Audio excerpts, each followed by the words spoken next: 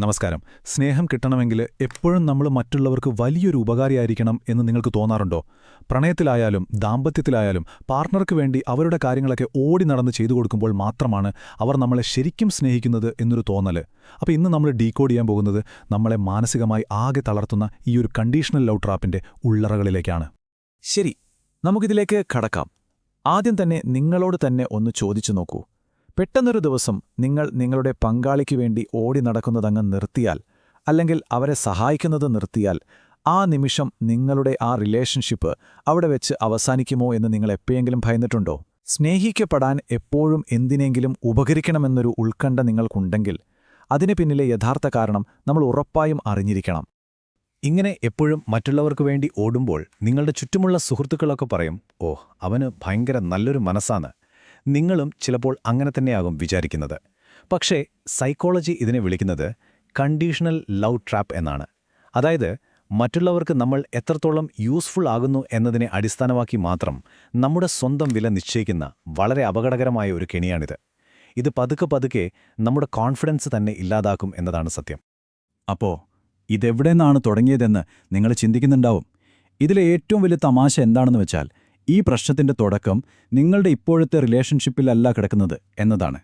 ഇതിന്റെ വേരുകൾ കിടക്കുന്നത് വളരെ വർഷങ്ങൾക്ക് പുറകിൽ നിങ്ങളുടെ കുട്ടിക്കാലത്താണ്. അതെ, നിങ്ങളുടെ ഇപ്പോഴത്തെ ഈ പ്രണയ ഉത്കണ്ഠകൾക്ക് പിന്നിലെ ആ മറഞ്ഞിരിക്കുന്ന യഥാർത്ഥ വില്ലനെ നമുക്കൊന്ന് പുറത്തുകൊണ്ടുവരാം. ഇതൊന്നു നോക്കൂ. ഇത് കൃത്യമായിട്ട് ആ വ്യത്യാസം കാണിക്കുന്നുണ്ട്. ഒരു വശത്ത് നമ്മളായിരിക്കുന്നതിന്റെ പേരിൽ മാത്രം കിട്ടുന്ന ഉറപ്പുള്ള അൺകണ്ടീഷണൽ ലവ്.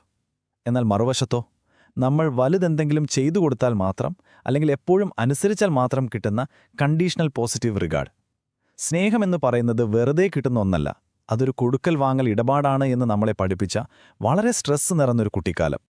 ഇവിടെ നമ്മൾ പ്രത്യേകം മനസ്സിലാക്കേണ്ട ഒരു വാക്കാണ് പാരന്റിഫിക്കേഷൻ. അതായത് മുതിർന്ന ആളുകൾ എടുക്കേണ്ട മാനസിക പ്രശ്നങ്ങളും ഉത്തരവാദിത്തങ്ങളും വളരെ ചെറിയ പ്രായത്തിൽ തന്നെ ഒരു കുട്ടിയുടെ തലയിൽ വെച്ചു കൊടുക്കുന്ന അവസ്ഥ. ഇങ്ങനെ വളരെ നേരത്തെ തന്നെ വലിയ ഭാരങ്ങൾ ഏറ്റെടുക്കേണ്ടി വരുമ്പോൾ കുട്ടിയുടെ തലച്ചോറ് ഒരു കാര്യം ഉറപ്പിക്കും: ആർക്കെങ്കിലും സഹായിക്കുമ്പോൾ അല്ലെങ്കിൽ എപ്പോഴും ഉപകാരപ്പെടുമ്പോൾ മാത്രമാണ് എനിക്ക് ഈ വീട്ടിലൊരു സ്ഥാനമുള്ളത് എന്ന്. അങ്ങനെ അതൊരു സർവൈവൽ ബിലീഫായി മാറും. അതായത് ഞാൻ എന്തെങ്കിലും മൂല്യം നൽകുമ്പോൾ മാത്രമാണ് സ്നേഹിക്കപ്പെടാൻ അർഹതയുള്ളത് എന്നൊരു ഉറച്ച വിശ്വാസം. ഇത് കാരണം നമ്മൾ വലുതായിക്കഴിഞ്ഞ് പ്രണയത്തിലാകുമ്പോഴും എൻ്റെ പാർട്ണർ എന്നെ സ്നേഹിക്കുന്നുണ്ടോ എന്ന് ചിന്തിക്കുന്നതിനു പകരം ഞാൻ എൻ്റെ പാർട്ണർക്കിപ്പോൾ ഉപകാരപ്പെടുന്നുണ്ടോ എന്ന് ചോദിക്കാൻ ബ്രെയിൻ നമ്മളെ എപ്പോഴും നിർബന്ധിച്ചുകൊണ്ടേയിരിക്കും. അങ്ങനെയെങ്കിൽ വെറുതെ ഒന്ന് റെസ്റ്റ് എടുക്കുന്നത് ഇത്ര വലിയൊരു ഭയമുണ്ടാക്കുന്ന കാര്യമായി തോന്നുന്നത് എന്തുകൊണ്ടാകും? എപ്പോഴെങ്കിലും പാർട്ണറോട് ഒരു കാര്യത്തിന് നോ എന്ന് പറയേണ്ടി വന്നാൽ, അല്ലെങ്കിൽ ഒന്നും ചെയ്യാതെ അവരോടൊപ്പം വെറുതെ ഇരിക്കേണ്ടി വന്നാൽ നിങ്ങളിൽ വല്ലാത്തൊരു അസ്വസ്ഥത ഉണ്ടാകാറുണ്ടോ?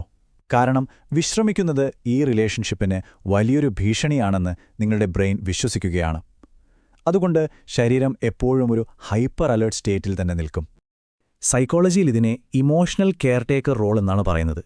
അവർ ചോദിക്കുന്നതിന് മുൻപേ കാര്യങ്ങൾ ചെയ്തു കൊടുക്കുക, നോ പറയാൻ ഭയങ്കര പേടിയായിരിക്കുക, ചെറിയൊരു പ്രശ്നം വന്നാൽ തന്നെ വല്ലാതെ പാനിക്കാവുക. ചുരുക്കി പറഞ്ഞാൽ താൻ യൂസ്ലെസ് ആയാൽ അവരുപേക്ഷിച്ചു പോകും എന്നൊരു അന്ധമായ വിശ്വാസം. ആ റിലേഷൻഷിപ്പ് നഷ്ടപ്പെടുമോയെന്ന വലിയ ഭയമാണ് ഇങ്ങനെയൊക്കെ ചെയ്യാൻ നിങ്ങളെ നിർബന്ധിക്കുന്നത്. ഇതൊരു തരം പീപ്പിൾ പ്ലീസിംഗ് അറ്റാച്ച്മെന്റാണ്. ഇനി ഇതിന്റെ നേരെ വിപരീതമായ അവസ്ഥ ഒന്ന് ചിന്തിച്ചു നോക്കൂ. എപ്പോഴും മറ്റുള്ളവർക്ക് സഹായം ചെയ്യുന്ന നിങ്ങൾ തിരിച്ച് പാർട്ണർ നിങ്ങളെ ഒന്ന് സഹായിക്കുമ്പോൾ എപ്പോഴെങ്കിലും വല്ലാത്തൊരു ബുദ്ധിമുട്ട് അനുഭവിച്ചിട്ടുണ്ടോ? അവരൊരു നല്ല വാക്ക് പറഞ്ഞാൽ പോലും അത് ഉൾക്കൊള്ളാൻ വല്ലാത്തൊരു പ്രയാസമായിരിക്കും. ആ സ്നേഹം ആക്സെപ്റ്റ് ചെയ്യാൻ പറ്റാത്ത വല്ലാത്തൊരു അസ്വസ്ഥതയായിരിക്കും ആ സമയത്ത്. ഈ സ്ലൈഡിലെ ഏറ്റവും ഇൻട്രസ്റ്റിംഗ് ആയിട്ടുള്ള കാര്യം എന്താണെന്ന് വെച്ചാൽ, സൈക്കോളജി ഇതിനെ ഇംബാലൻസ്ഡ് റെസിപ്രോസിറ്റി എന്നാണ് വിളിക്കുന്നത്. ഇതൊന്ന് നോക്കൂ. നമ്മൾ അങ്ങോട്ട് സഹായിക്കുമ്പോൾ നമുക്ക് സേഫ് ആണെന്ന് തോന്നും, റിലേഷൻഷിപ്പ് സ്ട്രോങ് ആയതുപോലെ. പക്ഷേ ഇങ്ങോട്ടൊരു സഹായം കിട്ടുമ്പോഴോ അതൊരു വലിയ കടമായിട്ട്, അല്ലെങ്കിൽ അവർക്കൊരു ഭാരമാകുകയാണെന്ന് തോന്നും. ഒരു കണ്ടീഷനുമില്ലാതെ കിട്ടുന്ന ഫ്രീ ലവ് നിങ്ങളുടെ ബ്രെയിനിന് തീരെ പരിചയമില്ലാത്ത ഒന്നാണിവിടെ. നിങ്ങളുടെ പാർട്ണറെ നിങ്ങൾ ചെയ്യുന്ന പോലെ മറ്റാരെങ്കിലും സഹായിക്കുന്നത് കാണുമ്പോൾ നിങ്ങളുടെ ഉള്ളിലൊരു തരം നെഞ്ചിടിപ്പ് വരാറുണ്ടോ? സത്യം പറയട്ടെ, അതൊരു വെറും അസൂയല്ലാട്ടോ. കോഗ്നിറ്റീവ് സൈക്കോളജി പറയുന്നത് ഇതൊരു സർവൈവൽ തിങ്കിങ് ആണെന്നാണ്.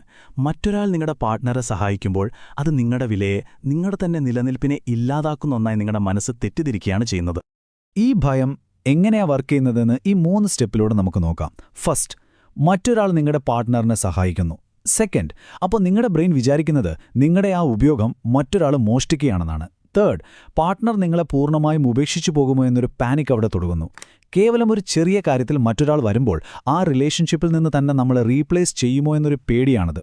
ഇതിൻ്റെയൊക്കെ അവസാനം നമ്മൾ ചെന്ന് വീഴുന്നത് ട്രാപ്പ് ഓഫ് സെൽഫ് നെഗ്ലക്റ്റിലാണ്.